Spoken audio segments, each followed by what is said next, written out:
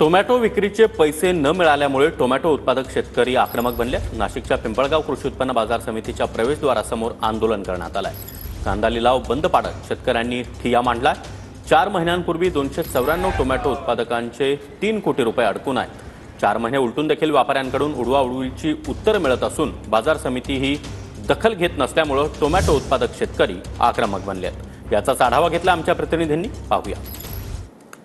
पिंपळगाव बसवंत बाजार समितीमध्ये टोमॅटो उत्पादक शेतकऱ्यांनी आपला टोमॅटो विकलेला होता। गेल्या 4 महिन्यांपासून व्यापारी या ठिकाणी त्यांचे पैसे देत नसल्यामुळे पिंपळगाव बसवंत बाजार समितीच्या आवारावर या ठिकाणी प्रवेशद्वाराजवळ शेतकऱ्यांनी या ठिकाणी ठिय्या मांडत आंदोलन सुरू केलेलं आहे। या ठिकाणी जोरदार घोषणाबाजी करत आमचे हक्काचे पैसे जे आहेत तर ते मिळाले पाहिजे अशा आशयाच्या घोषणा जे आहे तर या ठिकाणी देत आहेत। आपण या ठिकाणी जे काही आंदोलनकर्ते शेतकरी आहेत तर त्यांच्याशी बातचीत करणार आहोत।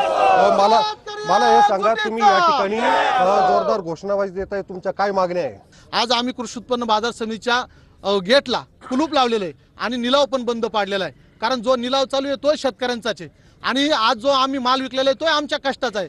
साहेब, आज आमचे जर पैसे मिळाले नाही तर असंख्य शेतकरी असे त्यांना फाशी घेतल्याशिवाय पर्याय नाही। उमेश पारिक, TV9 मराठी, पिंपळगाव बसवंत।